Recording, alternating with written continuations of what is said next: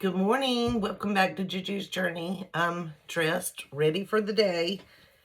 I'm going to have to do a little bit more sprucing up before the celebrations begin. But boy, am I excited. Today is the day I get to celebrate with my family, to celebrate my 58th birthday. My birthday is on Monday, but today is Saturday, April the 25th, and I'm excited. I'm so lucky. If you're new here, welcome to JuJu's Journey. I'm a widow, almost 58 years old. Been a widow now for 1 year, 4 months. The hardest year and 4 months of my whole entire life. But life goes on, right? Life goes on. I'm very happy today. I'm not as, I don't feel heavy, if that makes sense. Of course, I woke up and thought about my husband like I do every morning. But I have to keep reminding myself that God wants me here right now. And so if I'm going to glorify God and let Him continue His journey with me, then I need to continue my journey in the way that He has for me to continue. So I don't want to be sad. I want to be happy. And so I'm going to put my best foot forward today and try to do all the things to let my children celebrate me. They're so sweet. I have the best family I could ever ask for. I have the best friends I could ever ask for. I have 5 children, 4 girls, 1 boy. My daughter lives next door, so we're going to have a little celebration. Cooking out, drinking Michelob Ultra. I love beer. I love a beer buzz. Just put it that way. I'm not really a liquor drinker. That just doesn't make me happy, but give me a beer and give me a beer buzz, and I'm just as happy as you can get. And I love music. We're going to play good music and probably sing on the microphones and just have fun. And I can't wait. I'm very, very excited. But I'm just going to give you a small update. I have fulfilled all of my little goals. I have 3 items that are going to come out today, tomorrow, and on my birthday. So I'm ahead of the ball game. So whenever I get off here in just a few minutes, I'm going to go ahead and list until my baby daughter comes and picks me up. We're going to go have lunch, and I'm just going to list and try to be prepared for Tuesday, maybe go into Wednesday. And hopefully by the end of the month, I'll have enough items that will fulfill my 3 a day eBay listings goal. So then I can start working towards getting 5 items a day for May. Because, as you know, if you're new here, I've got lots of goals. I have my vision board behind me. I made that last week. I put up this cool paper. Doesn't do justice on the video, but I did cover my bulletin board 2 nights ago. And I have tons and tons of things that I have to work towards. The main thing is settle my husband's estate. And once that estate's settled, then things are going to start moving fairly quickly. And in order for those things to move quickly, then I have to really set myself up for success. And it's not going to happen on my $3,000 a month budget that I live on right now. It's just not going to happen. So I prefer to try to work from home. And so I'm going to try to give my eBay business another shot. It was very successful a couple of years ago, but my husband retired and I kind of quit working it. And I need to bring it back up to par. Although I'm still a top seller on eBay, which that's really good. Even without working my shop, I still get eBay sales. But I need to work it so I get more. I would get between 5 and 7 sales every morning. And right now I'm only averaging about 4 or 5 sales a week. And that's on a good week. So I need to vamp it up a little bit. And so eBay likes consistency. And so I'm going to try to get consistent with it again. I have successfully streamlined my room upstairs. I'm calling it my studio. It's got my craft table, and I'm trying to move everything upstairs so I can work really good, like have it streamlined. So I've got my steaming ironing station set up. I've got my clothes rack set up. I've got my photography area set up temporarily. That's not how it's going to be.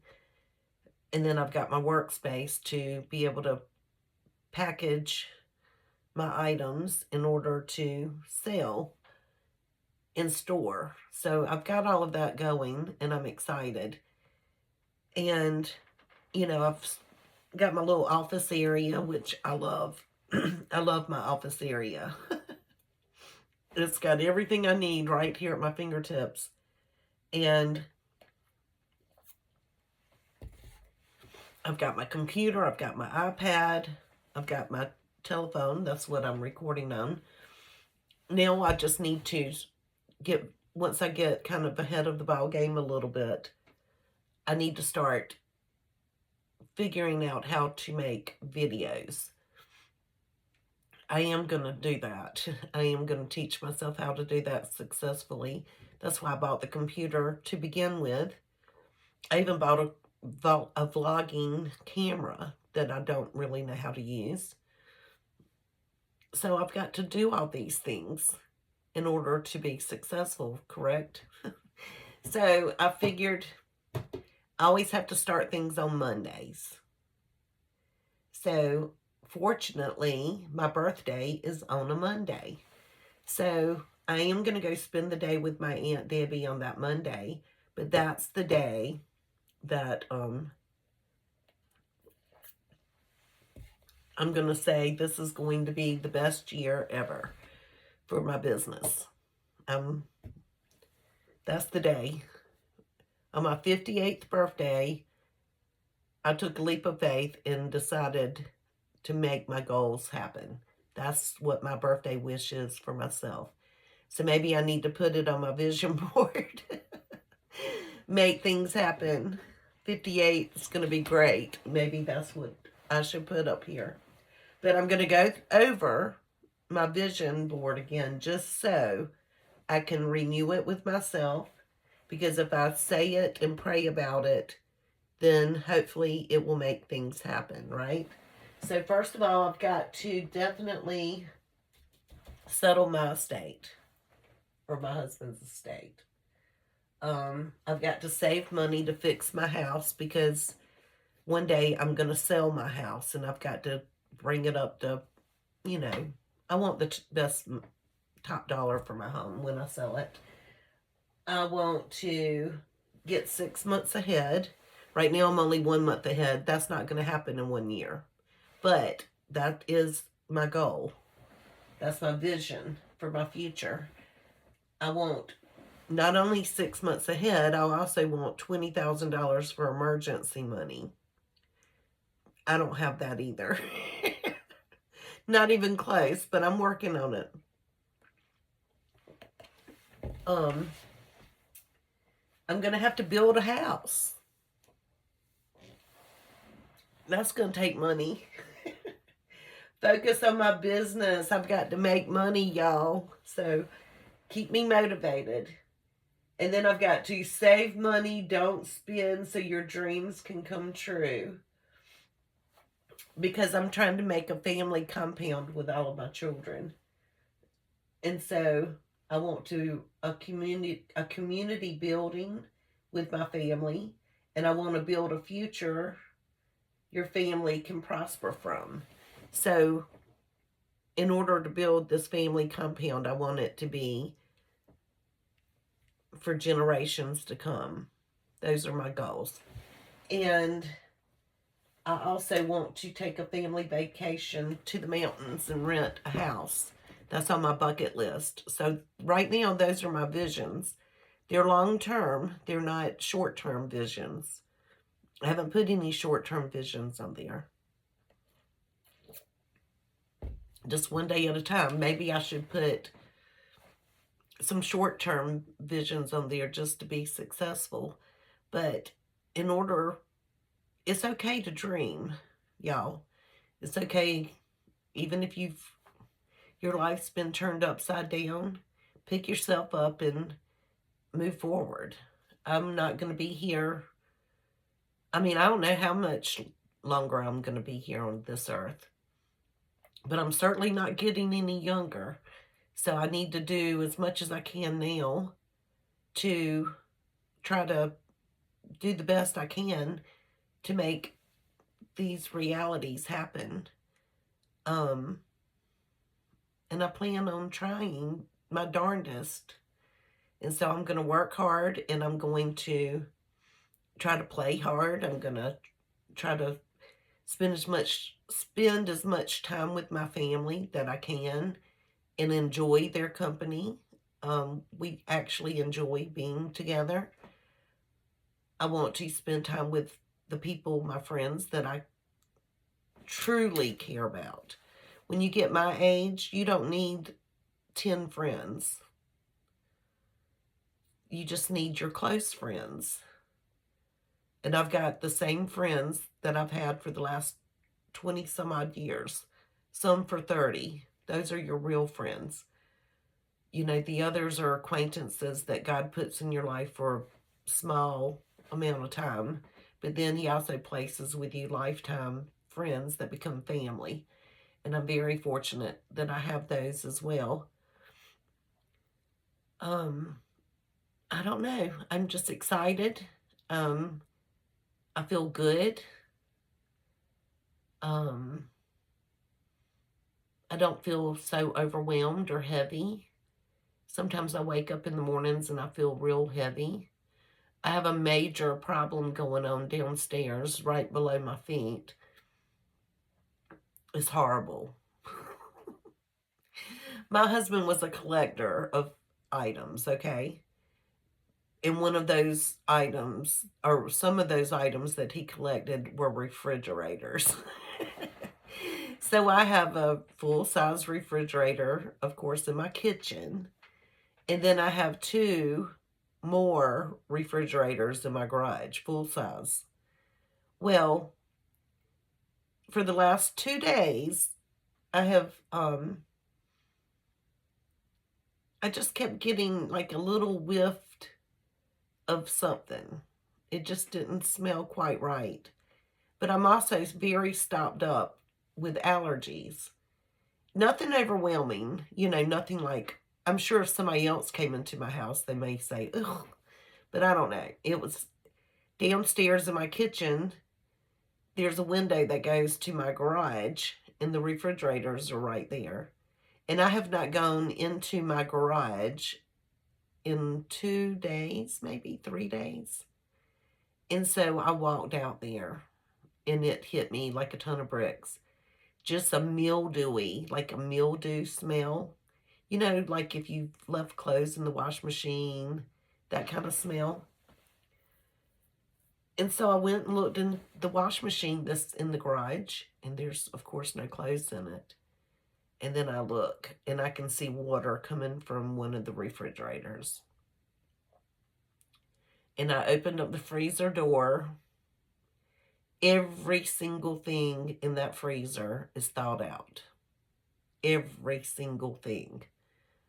My all of my frozen meals that I bought with a couple of weeks ago when I had DoorDash go to the grocery store for me, they're all thawed out. I had frozen chicken in this completely thawed out. You can see the juices in the bag. But the bad thing about it is my trash pickup is not until Thursday. If I put all of that stuff in my trash can outside, and it's going to be in the 90s, like almost like 95 degrees,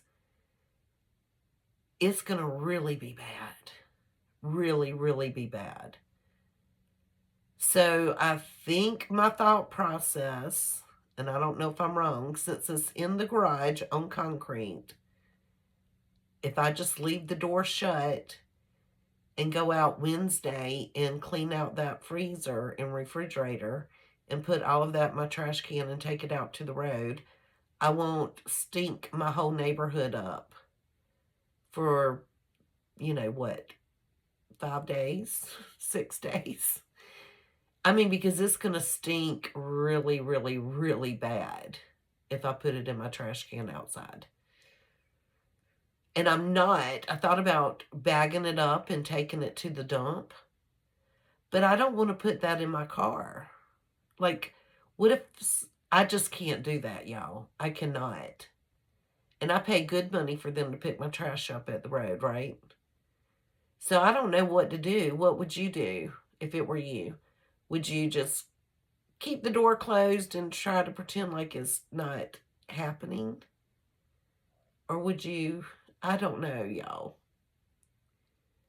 I've never had to deal with anything like this before. I don't know. I don't know what to do. I mean, if I fill up the trash can, I could put it at the back of my yard.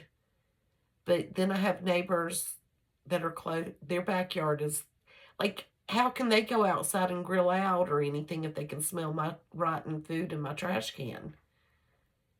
I don't know what to do. I guess what I'm going to do is just keep the door shut. And then because the only thing I smell right now is like a wet, like if your laundry soured in the wash machine. And it's only coming from the garage, so I don't smell it except in one little spot next to my kitchen. It's really going downstairs. When I leave upstairs and go downstairs, there's one little area before I get to my kitchen that I can smell it. So where I am right now, I'm above the garage. This whole area is above my garage. And so that's the reason I can smell it coming down the staircase, I guess, because the staircase goes down stairs, but it's really going downstairs next to the garage. And then you come into the kitchen. This was an add-on. It's just hard to describe. Like if somebody broke in my house, they would have a hard time figuring out how to get upstairs. Because my staircase comes off of my kitchen to upstairs. And my upstairs is not over my main house. It's over the garage. My house was built like in the 50s. And it was added on to 3 times, I believe. Whoever owned it before us. It's a wild story. I did not want to move in this house when we pulled up. I was 8 months pregnant with my youngest child. That was going to be child number 5. And we were going to have to move because, we were, I don't know, I just looked at my husband and I said, where are we going to put this baby? And he said, hold on a minute. And his mom was a real estate agent. And he called his mom and he said, we've got to find a bigger house. And so she said, I know the perfect house. We were also going to have to move because my son was going to start first grade. And I didn't like the school zone we were zoned. So I wanted to be in the school zone that we moved to. But the neighborhood that I'm in is perfect. The ideal neighborhood to raise children in. right smack in the middle of city limits. Beautiful little neighborhood. But we pulled up into this driveway, and I told my husband, I'm not getting out the car. The house has no character. It just didn't have any character. And he's like, Mom said we need to look at this house. Well, we did. 5 bedrooms, 3 baths, 3,000 square feet. Then you also have like a huge double garage, but even bigger than a double garage. A workshop in the back. We even were able to turn in that little carport, and we screened it in and named it the Sugar Shack. I mean, we ended up having a lot of fun here, but anyway, but they built on 3 times to make it what it is. They had a large family too. And so 3 people bid on the house. 3, all at the same time. And we were not the highest bidder, but they chose us because they knew that we were going to raise our children here, and they accepted our bid. And so we got the house. And we closed really quick, and I moved in approximately 1 month before my daughter was born. And that's how we ended up in this house. With the intentions of not living here.